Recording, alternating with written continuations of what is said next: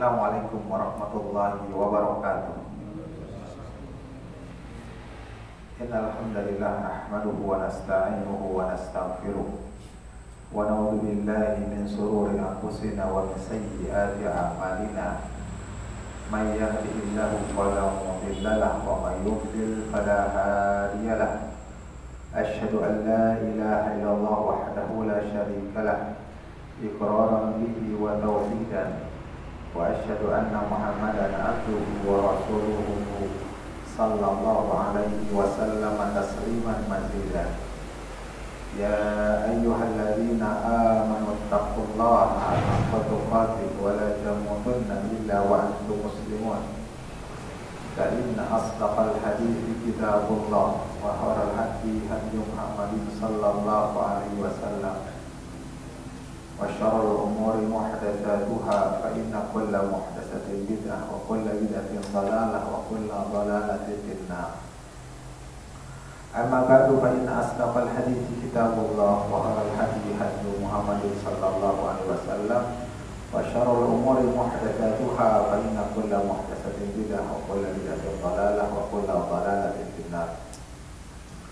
Hadirin kaum muslimin yang dimuliakan oleh Allah Subhanahu wa taala, alhamdulillah Allah Subhanahu wa taala pertemukan kita kembali dalam pembahasan kitab Umdatul Ahkam, mengkaji hadis-hadis Rasulullah sallallahu alaihi wasallam mengenai hukum yang dikumpulkan dari riwayat Al-Imam Bukhari dan Muslim oleh Al-Imam Abdul Ghani Al-Maqdisi dalam kitabnya Umdatul Ahkam. Kita masuk kepada di dalam kitab saya memakai Tafsirul Alam, hadis yang ke-35. Yang kemarin kita jelaskan baina syu'abihal arba', betul? Apabila duduk di antara dua air 4 anggota, betul?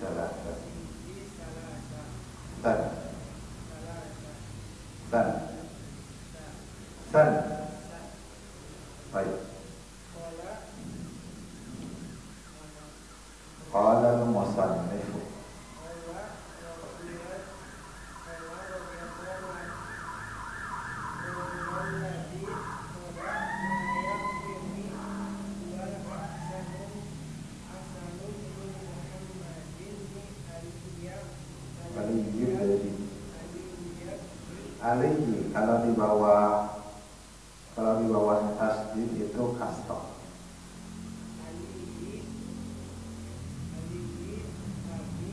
Ali ibni Abi Thalib.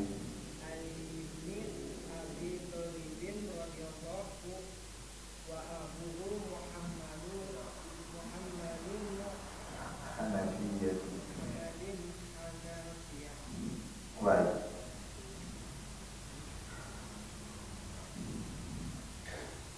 An-Nabi Ja'farin Muhammad ibn Ali ibn Husain ibn Ali radhiyallahu anhuma dari Abu Ja'far Muhammad bin Ali bin Al-Husain bin Ali radhiyallahu anhu annahu kana huwa abuhu inda Jabir bin Abdullah radhiyallahu anhu, bahwasanya dia dan ayahnya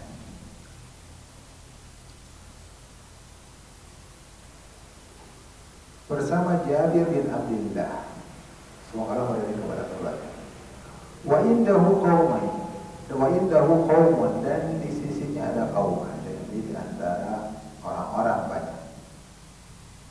Fasa'aluhu anil ghusli, maka mereka bertanya kepadanya tentang al-ghuslu, yakni mandi ini mandi janabah. Faqala, maka dia mengatakan yakfika sa'un,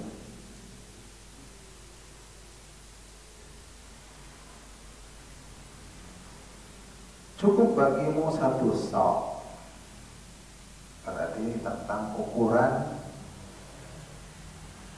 yang bisa dipakai untuk mandi, satu sa'.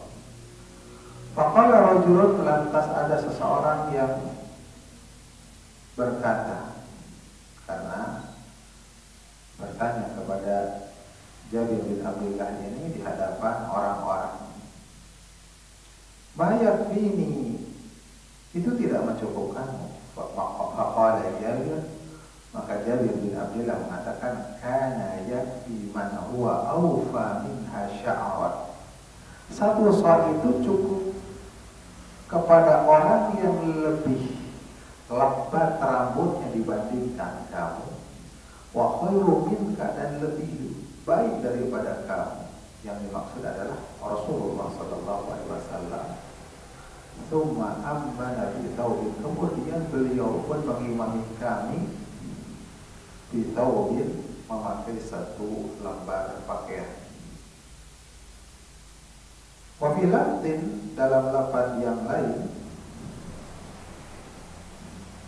kana Rasulullah sallallahu alaihi wasallam yufrigul ma'a ala ra'sihi thalathan, beliau mengguyurkan air ke kepalanya thalathan, 3 kali.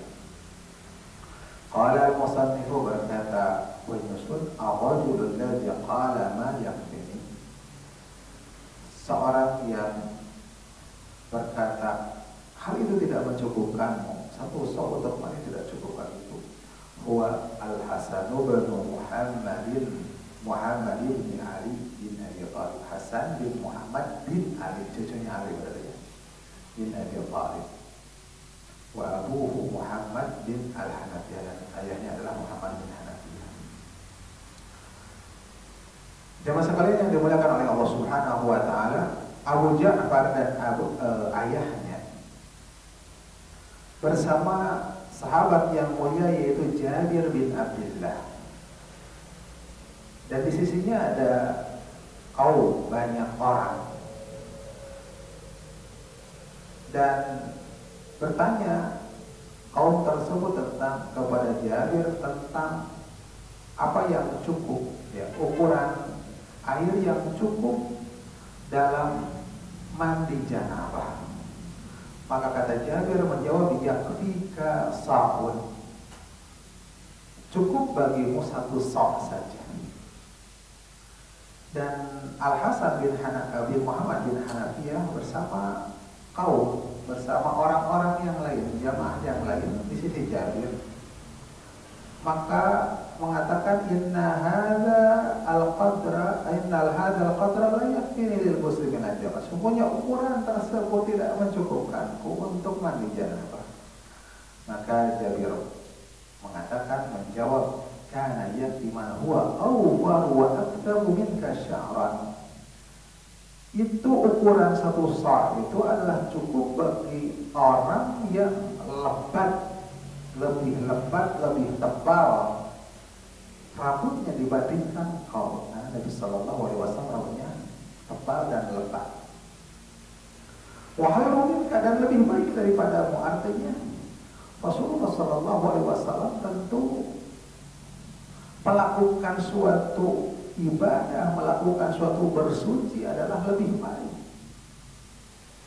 Tentu pengen rata semuanya, gitu. Enggak enggak seadanya, kecubas udah enggak rata begitu, enggak. Seperti itu. Fayaqulu Rasulullah ta'ala ta'ala wajib. Beliau lebih apa? Lebih bersemangat, lebih sangat perhatian terhadap taharah dan agamanya, ya, Nabi SAW. Tapi itu cukup satu saat. Kemudian setelah beliau mandi dengan satu saat tersebut mengimami salat, berarti apa? Menunjukkan bahwa satu saat itu cukup dan sah, makanya setelah itu salat, gitu ya, mengimami. Mimma yadullu ala annahu tatahhuri bi hadha saat taharah al-kafiyah. Ini menunjukkan bahwasanya bersuci dengan satu saat itu adalah taharah, bersuci yang mencukupi, yang sudah mencukupi. Jemaah sekalian yang dimuliakan Allah Subhanahu wa taala. Faedah dari hadis ini adalah yang pertama, wujubul ghusli minal janabah. Wajibnya mandi dari janabah. Wajibnya mandi dari janabah dikarenakan janabah. Wa dzalika bi ifadhatil ma'i 'ala al-'udwi, dan mandi janabah itu yaitu dengan meratakan air kepada seluruh anggota badan.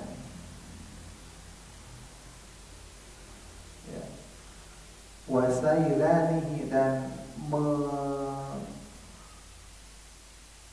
mengalirkannya kepada anggota badan tersebut. Famata hasala dzalika ta'adda al-wajib. Apabila telah terjadi hal itu, telah terkucurkan, telah sampai kepada seluruh badan, maka itu dengan hal itu sudah terlaksanakanlah namanya kewajiban mandi tersebut, cukup seperti itu. Ya. Yang kedua, qala bi bidayatul mujtahid, berkata dalam bidayah al-mujtahid, yang di dalamnya terdapat ikhtilaf para ulama, kata ulama ini begini banyak. Dan ini biasanya bidayatul mujtahid itu dipelajari di Fakultas Syariah, udah semester akhir ya. La yustadalu bihi an luzumi dalka, an luzumi dalki wala ala adami. Tidak diambil dalil atas wajibnya adal itu mengusap, ya, begini, mengusap. Maka pemijat namanya modali, pemijatnya, pemijat namanya modali. Adalku ini begini. Tidak diambil dalil untuk adal, ya, meratakan dengan mengusapkan, meratakannya dengan mengusapkan. Wala alamihi, juga tidak menunjukkan atas tidak mengusapkan. Mau mengusapkan mau tidak, itu yang penting apa? Yang penting airnya itu mengalir ke seluruh anggota tubuh dengan rata, tidak ada yang terlewat. Itu cukup. Dan itu dengan cukup satu sok. Yang ketiga, inna sa'al ladhi huwa arba'atu amdani. Sesungguhnya satu sa' itu adalah 4 mud. Semalam saya berencana mau bawa ukuran mud yang saya beli di Ustaz Fikri. Satu mod itu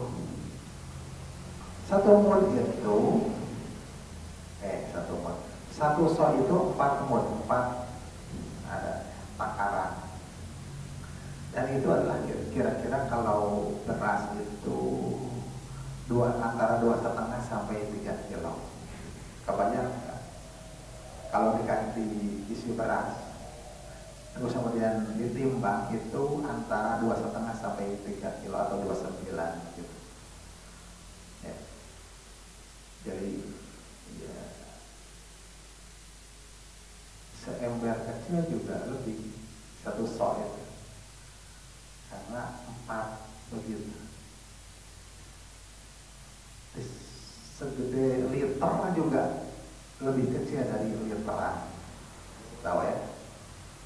Mungkin setengah liter, setengah lebih ya, setengah dari ukuran setengah liter lebih gede gitu. Ya, itu satu mut, jadi 4 mut 1 sok. Iya, ya. Nah, itu sekitar 3 kilo kalau diisi beras, tergantung isinya ya. Kalau isinya pasir lebih lagi mungkin. Kalau isinya isinya bubuk ragaji ya lebih ringan lagi. Ya gimana isinya? Karena itu kan mut itu takaran bukan kiloan ya, seperti itu. Nah itu satu sok itu 4 mut. Cukup untuk mandi janabah, ya cukup untuk mandi janabah. Berkata Ibnu Daqiq, walaysa dzalika ala sabili tahdid. Hal itu bukan pembatasan. Faqad dalat al ahadisu ala maqadirin mukhtalifatin. Sungguh ada hadis-hadis yang menunjukkan atas ukuran yang berbeda-beda. Wa dzalika wallahu a'lam ihtilafil awqati awil halah, karena berbedanya waktu dan keadaan ya. Di kita air itu banyak ya, tergantung di Saudi sekarang, Mekah, Madinah juga air banyak seperti itu. Itu waktu dulu susah air, jadi diperhemat seperti itu ya. Kakilatil ma wa qasrati, seperti sedikitnya air dan banyak. Wasafari wal hadari, dan ketika safar serta di kampung halaman. Ini juga kan berbeda keadaannya. Di safar dalam bepergian, apalagi maksudnya safar ini adalah dalam perjalanan, lebih sulit air ya, apalagi zaman dulu. Mungkin air itu sudah ada perbekalannya, atau tidak ada perbekalan air tapi mencari sumber air yang juga sedikit sumbernya dan rombongan banyak. Nah, maka ini juga bergantung dengan keadaan dan waktu ya, bukan mesti segitu ya, bukan mesti segitu. Namun ini menunjukkan bahwasanya faidah yang keempatnya, istihbabu takhfifi ma yatahhar, dianjurkannya untuk hemat dalam menggunakan air ketika bersuci. Hemat air ya, walaupun banyak tapi hemat ya. Hemat.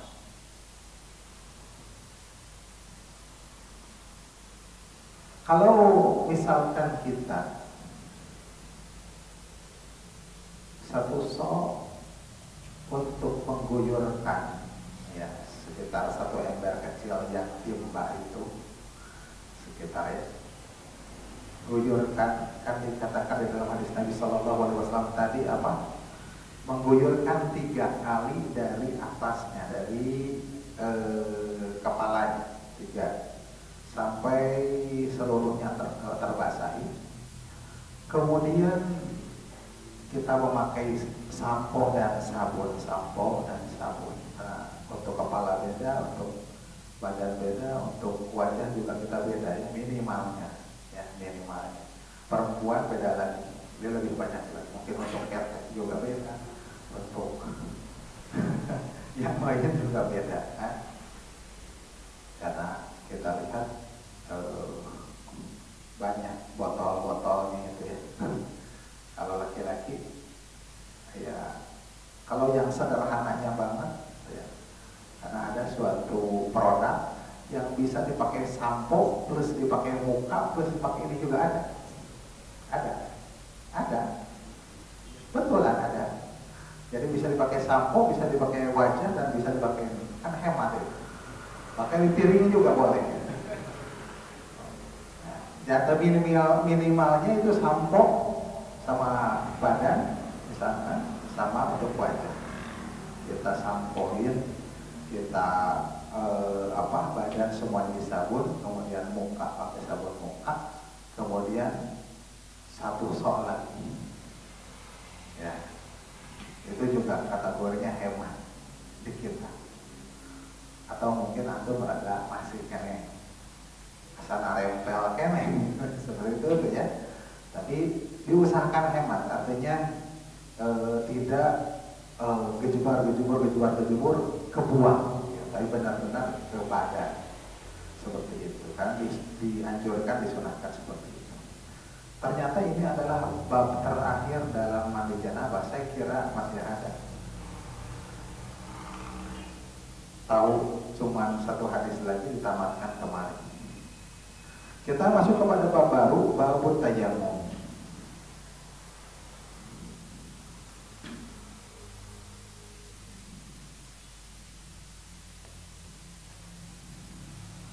Babut tayammum, bab tentang tayammum. At-tayammum fil lughati al-qasdu. Tayammum secara bahasa adalah al-qasdu, bermaksud atau menyengaja atau berniat.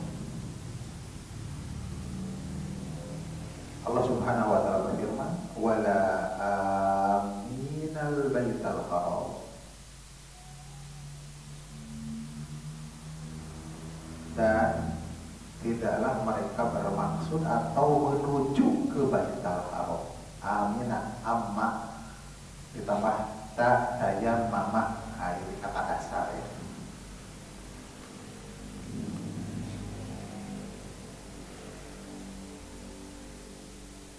Kemudian dinukil kata tayammum itu ada ayat yang khusus tentang tayammum,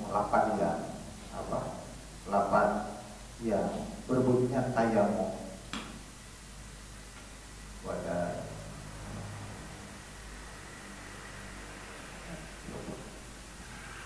Kemudian dinukil kata tayammum ini dalam uruf para fuqaha, dalam yang terkenal di kalangan para fuqaha dalam fikih ini. Tayammum ini sebagaimana juga ada di benak-benak kita semua, bahwasanya nama tayammum itu secara uruf yang dikenal oleh kita adalah tayammum itu mashul wajhi wal yadaini, mengusap wajah dan dua tangan dengan suatu tanah, apakah tanahnya langsung atau debunya, pokoknya bagian dari tanah. Dan apapun permukaan bumi yang berdebu, karena itu bagian dari tanah. Lalu apa hubungannya al-qasdu tadi dengan secara bahasa tayammum itu? Al-qasdu bermaksud menyengaja, dengan apa? Secara istilah bahwasanya tayammum itu adalah mengusap dengan tanah. Hubungannya adalah karena orang yang mengusap, mau mengusap itu bermaksud mengusapnya itu dengan tanah. Dan itu adalah jarang seseorang itu memaksudkan tanah diusapkan, ya tanah biasa aja dibiarkan, diinjak seperti itu. Jadi dia bermaksud untuk mengusapkan kepada wajah dan sebagian ulama mendefinisikan tayammum itu taharatun turabiyatun, bersuci dengan tanah, tastamilu ala masil wajhi wal yadaini, yang mencakup mengusap wajah dan kedua tangan Inda ada milmai, ketika tidak ada air, au ada mil kudrati, atau tidak mampu alastimalihi menggunakannya. Ini definisi yang jami mani, yang mencakup dan juga menolak menolak dari penafsiran yang lainnya, gitu. Bisa tercukupi, yang bisa ada pemahaman lain, tidak tertolak. Apa tadi? Taharah taqurabiyah, bersuci dengan tanah, berarti bukan dengan air. Kalau dengan air apa namanya? Wudu atau mandi. Berarti ini tayamum tertolak tuh ya. Kalau dikatakan bersuci saja, tayamum itu antum definisikan bersuci. Wudu juga bersuci. Nah, tapi ini ya gitu. Tastamilu alal masil wajhi wal yadaini, yang mencakup mengusap wajah dan kedua tangan saja. Berbeda dengan wudu. Kalau wudu ada tangan juga sampai sikut. Nah, ini mani juga menolak yang lain, definisi yang lain masuk kepada tayamum. Inda ada milmai, ketika tidak ada air tadi tidak boleh berarti bisa wudu bisa tayamum gitu ya, ada sama-sama bersuci. Enggak, orang nanti wudu kita mah tayamum aja gitu, bukan pilihan, tetapi indah ada ilma. Gitu. Ini dipagari nih definisinya, ketika tidak ada air. Atau misalkan ada air tapi tidak mampu melakukannya, maka setelahnya atau tidak mampu melakukannya.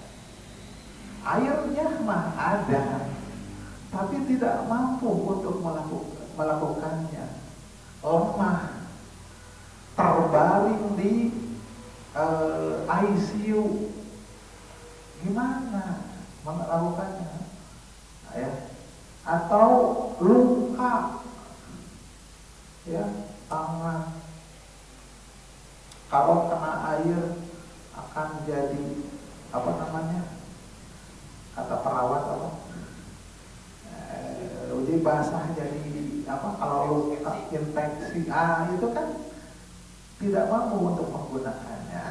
Airnya mah ada, seperti itu. Ala adamis al-qudrati ala istimali. Jadi begitu ya tayamum itu.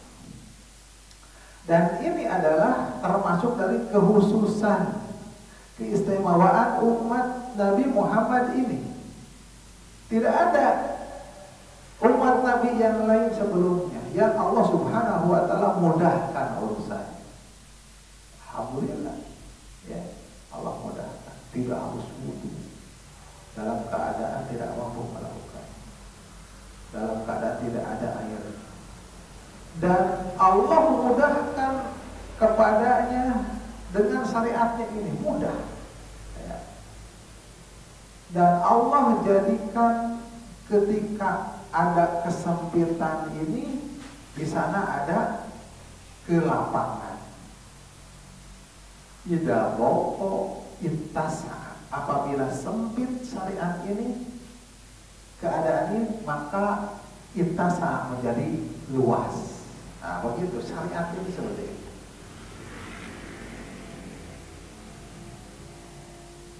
Daging babi halal haram? Haram. Tetapi kalau antum masuk ke hutan, perbakalan habis, cuma babinya aja. Nah, gitu. Maka babinya juga diem, kayak pengen di kayak sok buru-buru membut halal. Lalu kita nggak ada, ini udah udah keroncongan, udah lapar, dahaga, maka dibunuh, kemudian diambil secukupnya, ya kan bak gede itu, kemudian dimakan sudah, ya. Jadi luas, ketika sempit itu syariat jadi luas, ya. Gitu. Minal dayyiqi makhrajan, ketika sempit ada jalan keluar, ya. Dan juga ini mensucikan batin dan zahirnya, ya. Dan mensucikan batinnya dan zahirnya dengan keberkahan, dengan sebab keberkahan dari kita yang mulia, keistimewaan. Maka jika air itu tidak ada, yang air itu adalah merupakan salah satu pokok kehidupan, ya. Air itu salah satu pokok kehidupan. Kalau tidak ada air, repot. Orang juga kalau mau pindah rumah, mau ada rumah, mau ngontrak rumah, kan apa yang kita tanyakan? Airnya. Ya. Kontrakan juga kalau kamar mandinya di luar atau di dalam. Jarang bertanya pakai tempat tidur atau tidak, tapi yang ditanya apa? Airnya, karena sumber kehidupan. Di luar atau di dalam, kan seperti itu. Ya, gitu.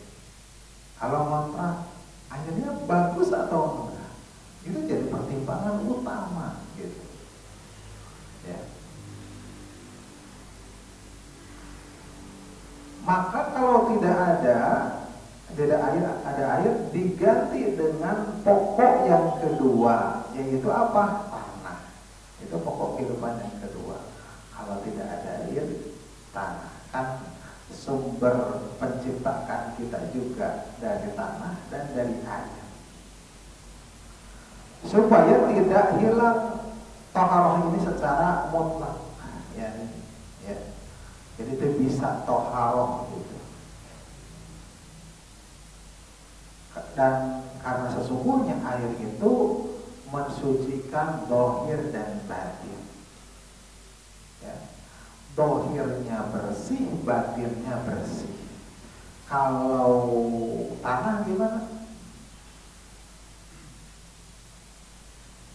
Kalau tanah begini. Jika tidak ada sesuatu yang menyempurnakan, alat yang menyempurnakan, kita kembali kepada taharah yang satu lagi, yaitu dengan tanah, supaya mendapatkan kesucian secara batin. Kesucian secara batin itu gimana? Ya, kesucian ma'nawi. Seorang yang hadas, kemudian air tidak ada, kemudian kita pakai tanah ditepukan, kemudian kita tayamum, apakah secara lahir itu bersih? Tidak, bahkan yang tadinya bersih menjadi ada debunya, ya. Tapi batinnya secara maknawi kita bersih, suci, itu maksudnya, ya. Kalau dengan air, lahir dan batin bersih. Kalau dengan tanah, lahirnya tidak bersih tapi batinnya bersih. Artinya boleh kita itu untuk sholat sah, ya. Dan tidak diragukan lagi tentang hikmahnya, dan tidak diragukan lagi faidah dari apa? Dari syariat tentang tayamum ini bagi orang yang dianugerahkan kebahagiaan dalam memahami, ya, dianugerahkan pemahaman. Dan tentang tayamum ini telah ada ketetapan dalam Alkitab dan As-Sunnah, ya, dan ijma umat, ya. Dan juga ada qiyas secara akalnya, gitu. Karena kita itu diciptakan dari tanah dan air, disebutkan sesungguhnya manusia diciptakan dari tanah, sesungguhnya diciptakan dari air, kan gitu. Kalau tidak ada tanah maka kalau tidak ada air maka dengan tanah, itu kias. Masuk ke hadis yang ke 36. Siapa namanya? Punya kitab? Ya, baca. An Imran bin Husayn radhiyallahu anhu anna Rasulullah sallallahu alaihi wasallam ra'a rajulan mu'tazilan lam yusalli fil qaumil faqala ya fulanu ma mana'aka an tusalliya fil qaum faqala ya Rasulullah asobatni janabah wala ma faqala alaika bis-sa'idi fa innahu yakfika. Imran bin Husayn radhiyallahu anhu menuturkan bahwa Rasulullah sallallahu alaihi wasallam melihat seorang yang menyingkir dan tidak mengerjakan salat bersama yang lain. Nabi sallallahu alaihi wasallam lantas bertanya, "Wahai fulan, apa yang menghalangimu untuk mengerjakan salat bersama yang lain?" Orang itu menjawab, "Wahai Rasulullah, aku lagi junub padahal sedang tidak ada air." Nabi sallallahu alaihi wasallam bersabda, "Kamu bisa menggunakan permukaan bumi, itu sudah cukup bagimu." Baik. Tadi dikatakan rajulan mu'tazilan. Dari Imran bin Husain bahwasanya Rasulullah sallallahu alaihi wasallam melihat ada seseorang yang menyingkir, mu'tazilan, yakni menyendiri dari kaumnya, tidak bergabung dengan yang lainnya, dan itu namanya adalah Khalad bin Rafi. Orang tersebut adalah Khalad bin Rafi yang beliau termasuk dari yang mengikuti perang Badar. Tidak salat bersama kaum yang lainnya, tidak berjamaah. Maka Nabi Shallallahu Alaihi Wasallam mengatakan, ya fulan, wahai fulan, apa yang menghalangimu untuk salat bersama yang lain? Maka dia mengatakan, ya Rasulullah, asabatni janabatun wadama. Telah mengenaiku janabah dan tidak ada air. Maka mengatakan, alaika bis-sa'id. Kamu bisa menggunakan as-sa'id. As-sa'id adalah wajhul ardi wa ma'ala minha, permukaan bumi dan apa yang paling atasnya, debunya. Fa'inahu yakfika, maka semuanya itu adalah mencukupi kepadamu. Nabi salat dengan para sahabat pada salat subuh, ya. Maka setelah beres salat, Nabi melihat ada seorang yang tidak salat bersama mereka. Karena kesempurnaan kasih sayang dan kelembutan Nabi Sallallahu Alaihi Wasallam dan bagusnya dakwah beliau menyeru kepada Allah, sesungguhnya beliau itu tidak langsung menghardik dan mencela dan menghukum orang yang tidak salat tersebut, ya, yang tidak berjamaah tersebut, hingga beliau mengetahui sebabnya dulu, ya, tidak langsung dihukum, dihardik, dicela. Nabi Sallallahu Alaihi Wasallam bertanya dulu, wahai fulan, apa yang menghalangimu untuk salat bersama yang lain? Maka dia menyampaikan, menerangkan udurnya, ya,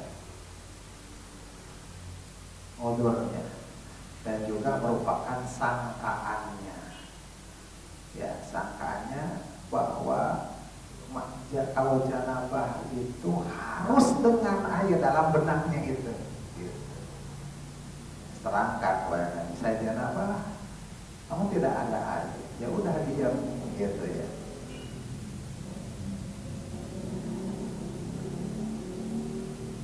Diam, kemudian menunggu, mencari, ya, mengakhirkan sholat hingga sampai dia akan mendapatkan air, kemudian nanti akan bersuci. Maksudnya demikian. Karena pada waktu sholat dia belum mendapatkan air. Maka Rasulullah Shallallahu Alaihi Wasallam mengatakan, sesungguhnya Allah Subhanahu Wa Taala telah menjadikan padamu dikarenakan kasih sayang Allah, apa-apa yang bisa menggantikan air di dalam bersuci yaitu tanah, maka hendaklah kau pakai tanah, karena sungguhnya itu adalah mencukupkanmu untuk menggantikan dari air tersebut.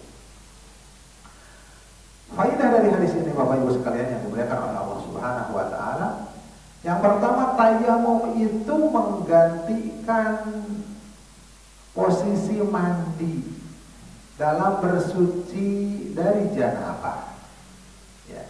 Bukan saja mengganti dari wudu, tetapi ini mengganti apa? Mengganti dari mandi. Ya.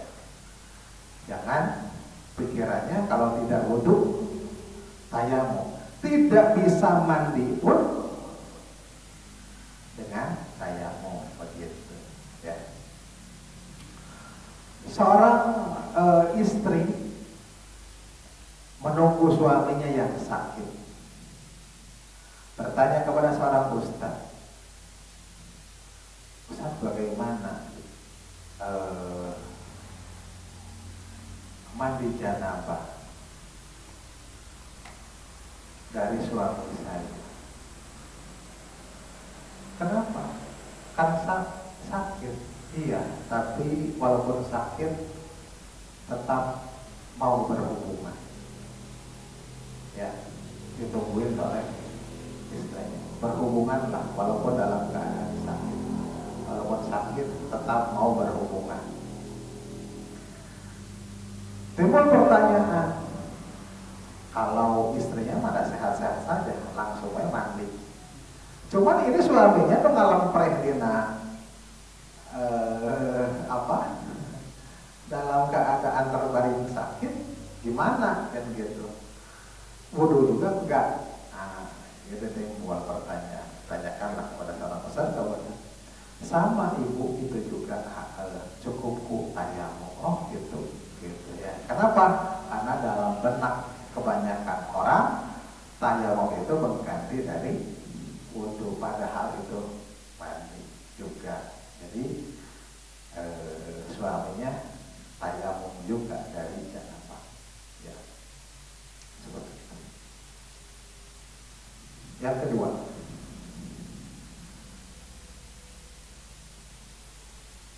sesungguhnya tayamum tidaklah boleh kecuali karena tidak ada air atau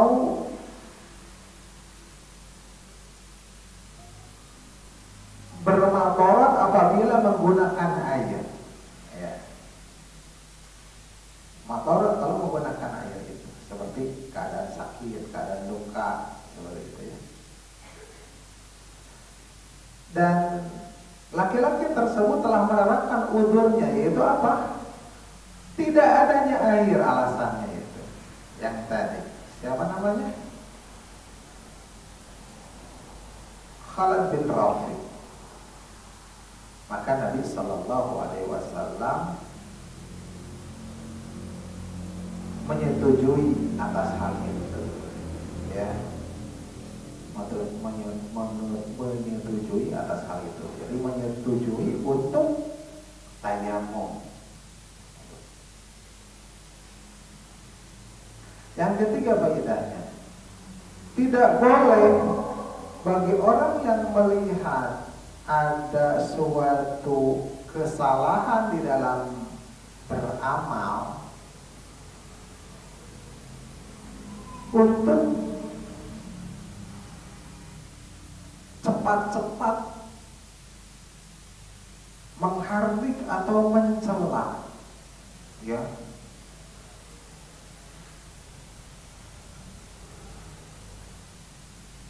Hingga dia meminta penjelasan dulu tentang sebabnya. Ditanya dulu sebabnya. Jangan cepat-cepat atau buru-buru memvonis, gitu ya.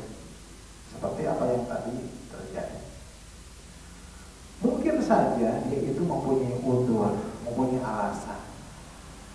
Sedangkan engkau keburu mencelanya panas nyarekan gelap. Kalau belakangan diserahkan wudhunya hampura artinya tadi kan jadinya nggak enak. Ditanya tuh ya seperti itu. Ini yang dicontohkan oleh Nabi kita Shallallahu Alaihi Wasallam bertanya, kenapa yang menghalangimu untuk sholat bersama kaum? Yang keempat, faedahnya bolehnya beristihad dalam masalah ilmu dalam keadaan masih ada Nabi Shallallahu Alaihi Wasallam. Sungguh seorang sahabat itu telah menyangka bahwasanya apabila dia janabah itu tidak sholat hingga mendapatkan air, kan gitu. Itu sudah istihad.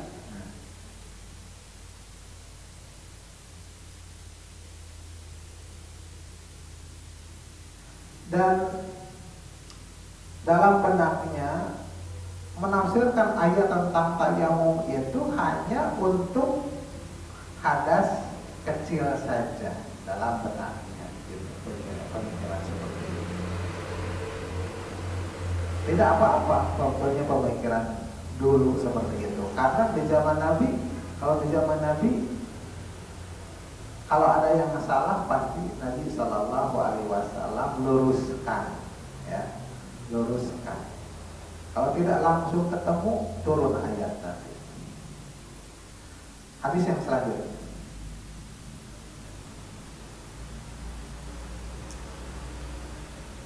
Siapa yang baca? Silakan.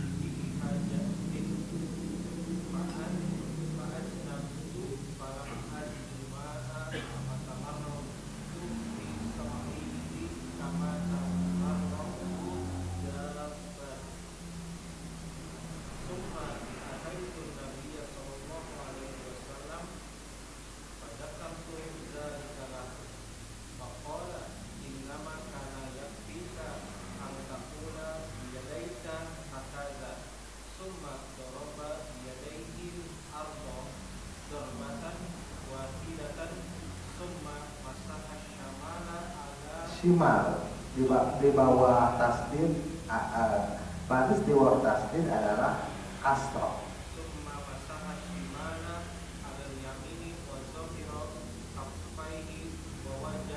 Wajhahu. Ammar bin Yasir radhiyallahu an menuturkan bahwa dirinya diutus Rasulullah SAW untuk suatu keperluan. Namun dia kemudian junub dan tidak mendapatkan air. Dirinya lantas bergulung-gulung di tanah sebagaimana binatang. Setelah itu dia menemui Nabi SAW dan menceritakan hal itu kepada beliau. Nabi bersabda, sesungguhnya engkau cukup berbuat dengan kedua tanganmu sebagai berikut. Nabi lantas menepukkan kedua telapak tangan ke tanah sekali, lalu mengusapkan tangan kiri pada tangan kanan, mengusap punggung kedua telapak tangan dan wajahnya. Hadis riwayat Muslim dalam Al-Haid.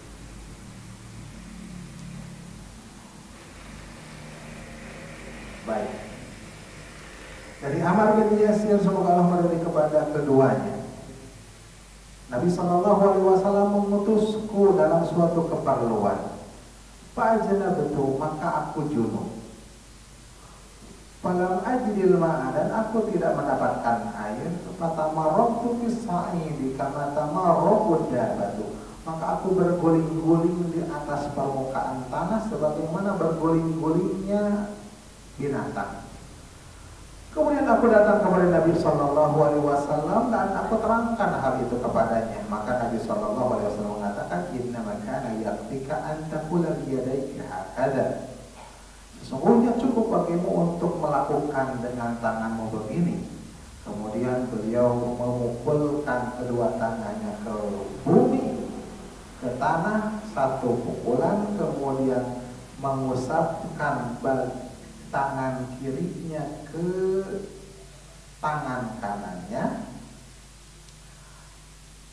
ke tangan kanannya, wadohiru kafaihi, dan bagian punggung dari kafnya, wa wajhahu, dan wajah, satu tepukan. Bapak Ibu sekalian yang dimuliakan oleh Allah Subhanahu wa taala, Nabi mengutus Ammar bin Yasir dalam suatu safar untuk sebagian dari keperluan Nabi Sallallahu Alaihi Wasallam atau keperluan umat. Maka kemudian lantas Ammar bin Yasir janabah, apakah bermimpi atau yang lain, wallahu ta'ala a'lam. Dan dia tidak mendapatkan air dalam safarnya tersebut untuk dia bisa mandi. Dan dia tidak mengetahui hukum tayamum itu untuk janabah bagaimana. Hanyalah dia mengetahui hukum untuk hadas asghar saja, ya. Yang tahunya adalah hadas asghar saja. Maka dia beristihad dan menyangka, sebagaimana kalau wudu mengusapkan dengan sebagian anggota wudu dari hadas asghar, oh kalau mandi berarti mesti gimana? Mesti seluruh badannya apa? Kena dengan tanah. Kan wudu juga dengan sebagiannya, begitu. Mengkiaskan. Maka berguling-gulinglah di tanah hingga seluruh tubuhnya terratakan dengan tanah dan sholatlah. Ketika datang kepada Nabi Sallallahu Alaihi Wasallam, ya, menceritakan apa yang dia lakukan, ya, dengan ijtihadnya, ya, dan supaya mendapatkan jawaban apakah yang saya lakukan ini benar atau salah, gitu. Maka kata Nabi Sallallahu Alaihi Wasallam, cukup untuk meratakan badan seluruhmu dengan tanah itu supaya sama hukumnya meratakan badanmu dengan tanah tersebut. Kau pukulkan kedua tanganmu ke tanah, satu pukulan, kemudian kau usapkan dengan tangan kiri ke kanan, kemudian zahir bagian hukum telapak tangan, kemudian wajah. Udah, seperti itu. Para ulama berbeda pendapat, para bapak-bapak sekalian, apakah cukup dalam tayamum itu satu tepukan untuk wajah dan kedua telapak tangan, atau mesti dua tepukan? Apakah mesti mengusap ke tangan sampai sini, atau harus sampai sikut? Maka sebagian mereka, di antara mereka adalah Asy-Syafi'i, mengatakan bahwasanya mesti dua tepukan. Satu tepukan untuk wajah dan satu tepukan lagi untuk kedua tangan sampai sikut. Berdalil dengan beberapa hadis. Di antaranya ada yang diriwayatkan atau rukunnya dari Ibnu Abbas, at-tayammumu darbatan. Tayamum itu dua tepukan. Darbatan lil wajhi wa darbatun lil yadaini ila al-marfaqain.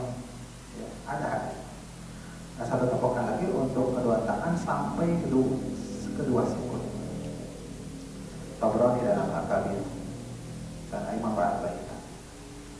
Jumhur ulama di antaranya adalah Imam Ahmad, Al-Auza'i, Imam Ishaq, dan ahlul hadis yang lainnya berpendapat bahwasanya tayamum itu satu tepukan saja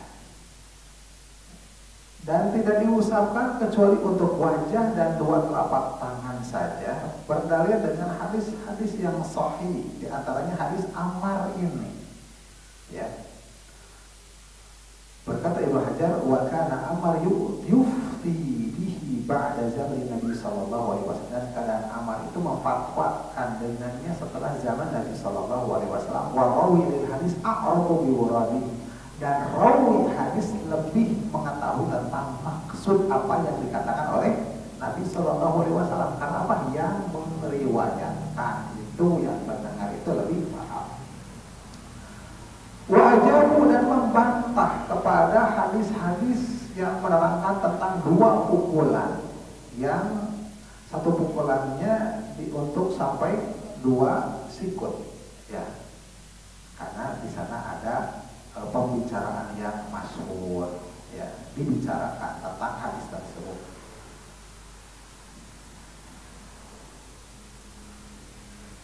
Dan kita tidak menjadikan, dan kami tidak menjadikan hadis-hadis tentang itu dalam jajaran hadis yang sahih yang jelas, ya, yang sampai sikut ini tidak masuk kepada jajaran hadis yang sahih yang jelas. Berkata Ibnu Abdul Bar, aktsarul athar al-marfu'ah an Ammar darbah wahidah. Kebanyakan asar, kebanyakan hadis yang marfu sampai kepada Nabi Shallallahu Alaihi Wasallam dari Ammar adalah satu tepukan. Dan apa yang diriwayatkan berupa hadis itu 2 tepukan seluruhnya muttaribah, goncang tentang sanad. Berkata Ibnu Daqiq, warada fi hadis tayammum darwatan, ada tentang hadis tayammum 2 pukulan. Darbatan lil wajhi, 1 tepukan untuk wajah, wa darbatan lil yadain, 1 tepukan untuk kedua tangan. Illa annahu la yuqawwi hadzal hadis bisihah wa la yu'aridu mislahu bi misli. Hanya hal itu tidak didudukan dalam hadis yang sahih. Ya. Berkata Al-Khattabi, dahaba jama'atun min ahli ilmi, jamaah para ulama berpendapat ila anna tayammuma darbatun wahidatun, bahwasanya tayamum itu adalah 1 tepukan lil wajhi wal kafaini, untuk wajah dan 2 telapak tangan. Wa hadzal madhhabu as-sahhu fi riwayat, dan ini adalah madhab yang paling sahih periwayatannya, begitu ya. Jadi 1 tepukan. Kemudian faedah hadis yang pertama adalah tayamum itu digunakan juga untuk pengganti mandi janabah.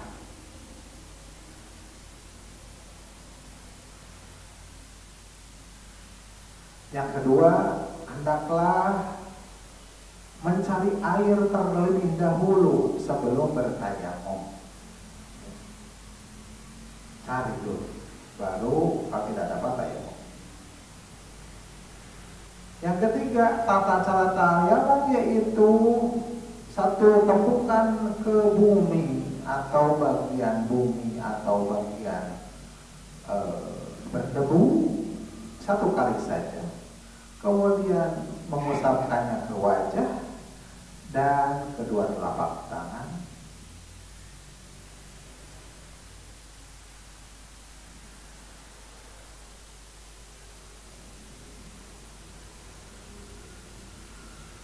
Dan meratakannya dengan mengusapkannya. Berkata Ibnu Rusdi, itlaqul ismiliyat, pemutlakan penamaan aliyat tangan atas yang dimaksud dengan yad tangan itu adalah kaf, pergelangan tangan itu itu lebih dohir. Jadi kalau tidak ada batasan dikatakan yad, secara mutlak dikatakan yad, maka maksudnya adalah 1 sampai telapak tangan, segini sampai pergelangan.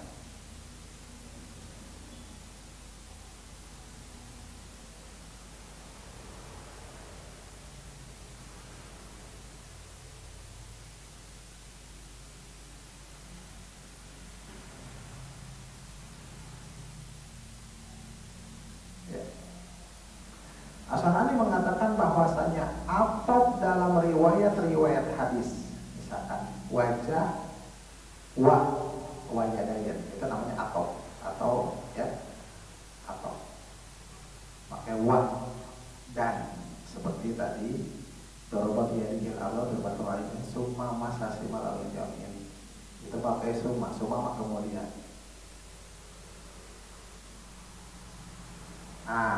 Wa dhahiru kaffaihi wa wajhahu, dan bagian punggung 2 telapak tangan dan wajahnya. Nah, dan itu namanya atof ya.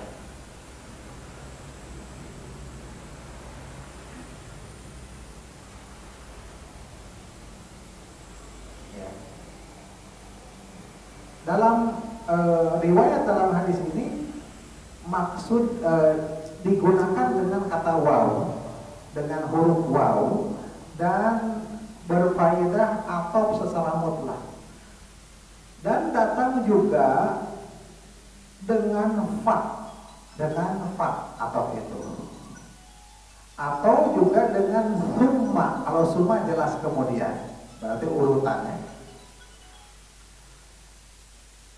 Yang dua-duanya memberikan faedah tartib, ini dulu baru itu ya.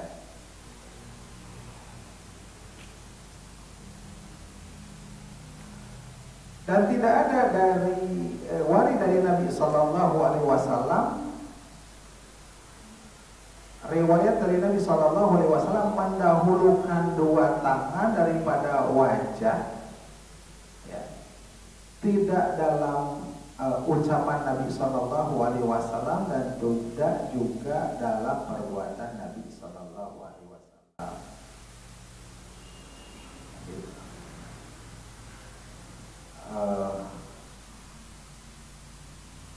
Tidak ada urutan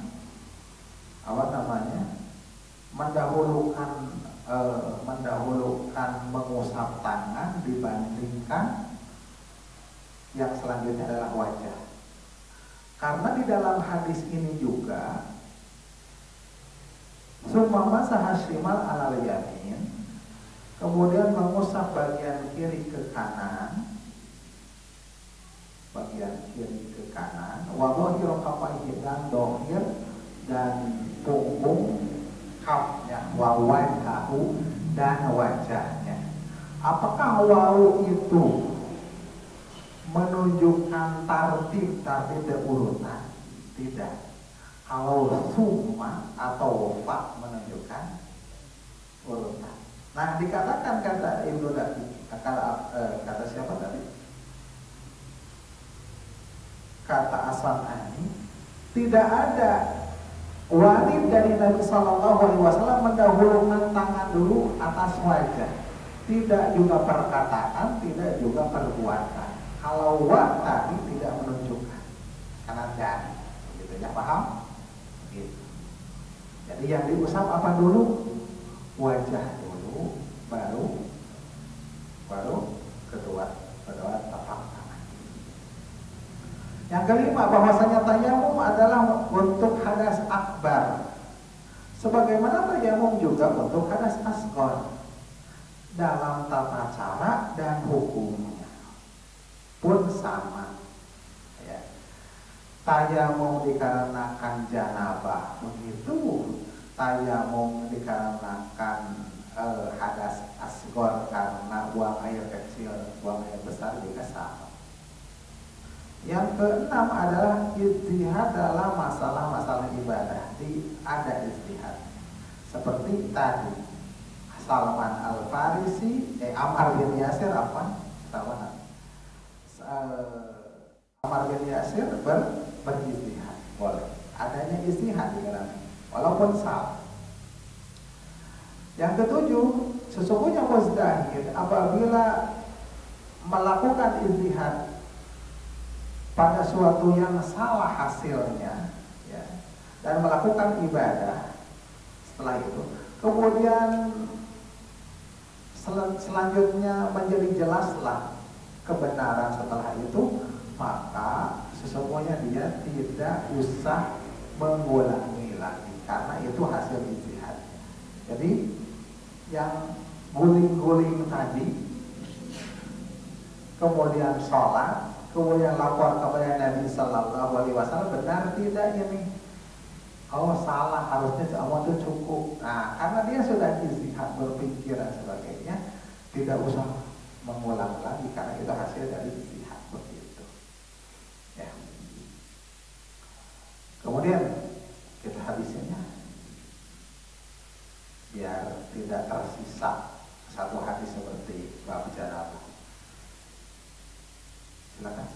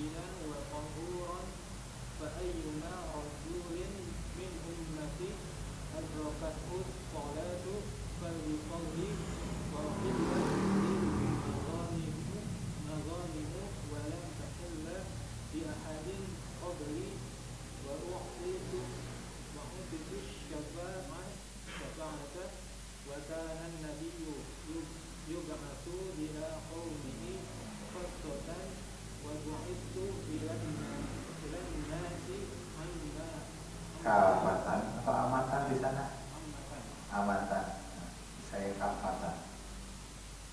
Dari Jabir bin Abdullah Al-Ansari, semoga Allah meridai kepada keduanya, bahwasanya Nabi SAW bersabda, "Utitu khamsan," aku diberikan 5 perkara yang tidak diberikan 5 perkara tersebut kepada salah seorang pun dari kalangan Nabi sebelumku.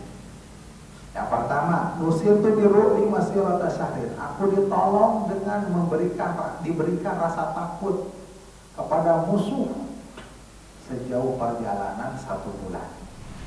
Wa ju'ilat liyal ardu masjidan wa tahuran. Yang kedua adalah dijadikan untukku bumi ini sebagai masjid dan alat untuk bersuci. Fa ayyuma rajulin min ummati adrakathu shalat falyusalli, maka laki-laki mana saja di kalangan umatku yang mendapatkan sholat, adzan di sana waktu sholat, maka sholatlah. Wa uhillat lil maghanim, dan dihalalkan bagiku ghanimah. Walam tahilla li ahli qabli, dan tidak halal bagi salah seorang nabi sebelumku. Ya, kalau dulu harus dibakar. Waktu itu syafaat, dan aku diberikan syafaat. Dan keadaan Nabi SAW diutus kepada kaumnya secara khusus, sedangkan aku diutus kepada seluruh umat manusia. Langsung faedahnya. Hadis ini adalah hadis yang agung dan di sana ada faedah-faedah yang banyak. Namun kita cukupkan, kita batasi kepada yang nampak saja. Yang pertama adalah keunggulan Nabi SAW dibandingkan seluruh para nabi yang lain, dan keutamaan umatnya dibandingkan umat-umat yang lainnya juga. Nabi SAW paling duluan masuk surga dan umatnya juga paling duluan.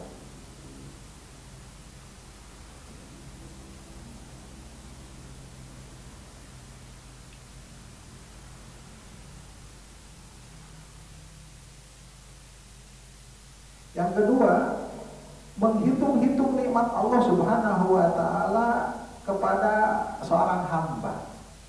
Dan jika seorang hamba itu menceritakannya dalam rangka bersyukur kepada Allah, ya, alhamdulillah kamari tos kapeser bumi mobil oke, gitu. Ya, tos katampi damel lulus ujian, ya, hal-hal yang nikmat-nikmat gitu ya, dalam rangka bersyukur, bukan menyombongkan diri, maka itu kategorinya ibadah dan bersyukur kepada Allah Subhanahu wa Ta'ala. Ya, di kampung pun dari dulu, saya dari SD hingga SMA itu ranking PGY, kami bersyukur maksudnya, bukan dihitung-hitungan kita juga mana. Itu namanya sombong, ya. Alhamdulillah.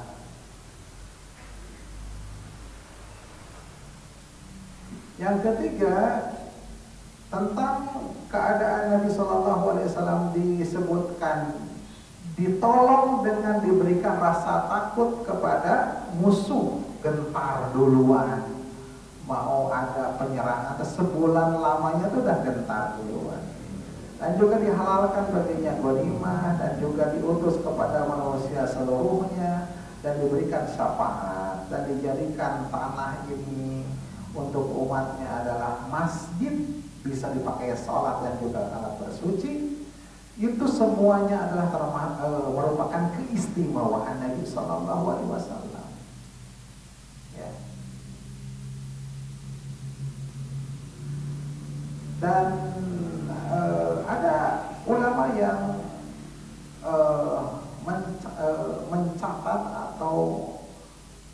mencatat kekhususan Nabi SAW itu ada 17 macam. Nah, ini baru 5. Dan menurut As-San'ani ada 21 diteliti dibandingkan para Nabi Shallallahu Alaihi Wasallam, ya, orang yang tatabu, ya, meneliti dari perkara yang kecil hingga besar, dan kalau barang siapa yang meneliti terus dari perkara yang kecil-kecil hingga yang besar-besar, itu lebih lagi akan banyak didapatkan kekhususan istimewaan Nabi dan umatnya dibandingkan Nabi dan umat terdahulu. Maka ini adalah merupakan keistimewaan umat yang harus kita bersyukur kepada Allah Subhanahu wa Ta'ala. Yang keempat, bahwasanya sahnya sholat tidak terkhusus pada tanah tertentu, tidak dengan yang lainnya. Ya, tanah ini ya sudah di tembok segini, di sini sah sholat, di teras itu belah itu di tempat parkir tidak, enggak, seluruhnya bisa dipakai sholat.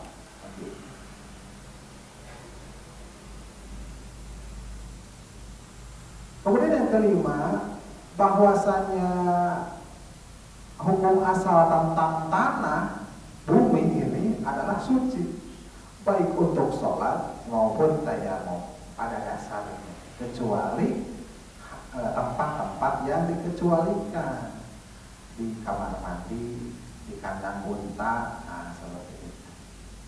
Kalau kandang kambing boleh.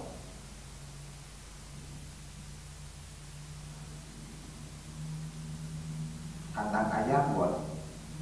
Yang mau sholat di kandang ayam, kandang ayam yang mau sholat.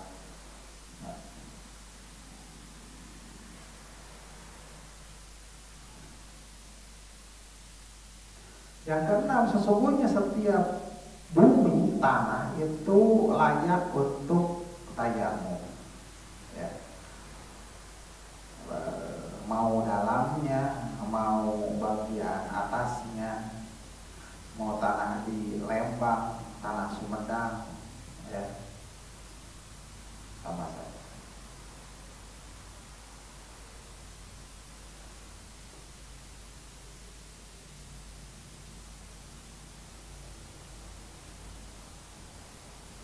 Yang ketujuh, luasnya syariat ini, syariat Islam ini, dan juga agungnya syariat ini.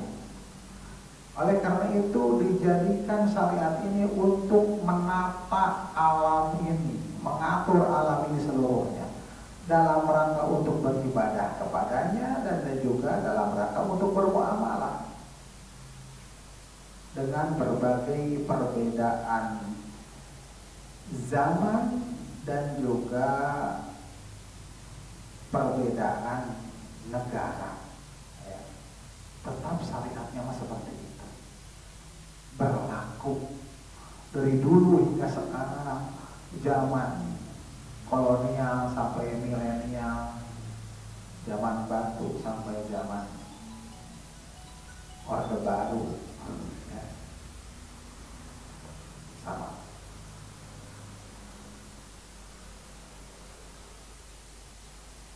Di Arab, di Indonesia, di Eropa, sama saja syariatnya seperti itu. Kemudian tadi dikatakan ayyuma rajulin itu apa? Laki-laki mana saja yang mendapatkan sholat, waktu sholat, maka di sana boleh dilakukan. Nah, rajulin di sini bukan hanya terbatas laki-laki, tetapi perempuan juga. Lalang kata rojul. Kenapa? Karena An-Nisa, perempuan itu sako ikur rijal. Apa? Saudarinya laki-laki. Hukum yang berlaku pada laki-laki berlaku juga bagi perempuan, kecuali ada perkara-perkara yang dikhususkan untuk perempuan. Jadi walaupun tadi dikatakan ayyuma rajulin, dia teh sama enggak? Gitu. Rajul di sana termasuk. Karena seringnya begitu, ya, rojul.